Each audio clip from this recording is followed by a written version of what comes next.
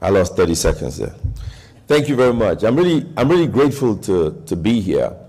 And as I listened to the various speakers, I realized that the Great Lakes Conference, everybody wants to be politically correct.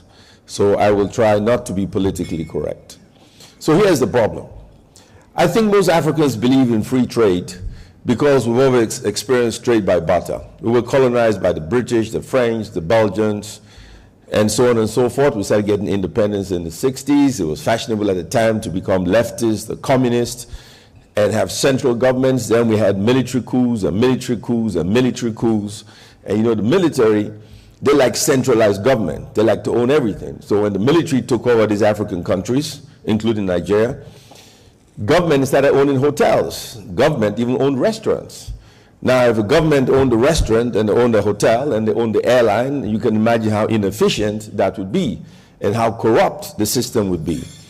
And as African leaders imitated the colonial masters who ruled them prior to 1960, they wanted to be just like them. And so I likened African leaders to the civil rights struggle in America, the whites versus the blacks. In this case, our leaders are the whites, and the people who vote for them are blacks.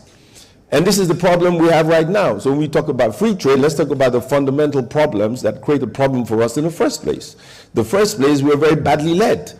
A lot of people who hold positions in office in Africa should not seek public office. They should probably have psychiatric evaluation first and not seek public office. And that is a serious issue. And if we have people who should be in the mental institutions as our leaders, we should be talking about free trade. We can't be talking about any kind of trade. We should first of all fix our problems. And that is why I don't want to be politically correct. I want to deal with the issues the way they are. Now, free trade is what? Buying and selling, trade by barter. That is fine, I accept it. But if you look at the richest people in Africa, how did they create wealth? They create wealth because they were traders. Most of the richest people in Africa were traders. They didn't invent anything, they didn't create anything. So the next generation of people are admiring folks who made money by seeing the president in the middle of the night, giving import duty exemptions, selling products they think will benefit the poor, but they benefit them and a few others. People who seek public office to create wealth for themselves, not to serve the people who voted them into office. That creates another set of problems. And that is what we need to address. A lot of the African leaders should be toppled from government. They are the cause of the poverty that we have. You take Nigeria, 180 million people. The market is so large, we don't need to export. If you manufacture anything, you grow fish in Nigeria, you would sell it because you have 180 million people. The domestic market is unbelievable. We have oil, we import petrol. We have gas, and we have no light. How does that make any sense? When I was talking to Daniel yesterday, and he didn't understand how you could have gas and how you could have oil, you have no petrol, and then you start to wonder. And I say to all African leaders, the first thing you do, you appoint a minister of common sense in your cabinet. First. That's the first thing you do. Because the mistakes we make no sense. It makes no sense. You have oil and you're poor. And when you're poor, you get hungry and angry, and then you get a gun and a knife, a machete, you try to kill someone. You try to rape someone. You create a problem, and that has to stop.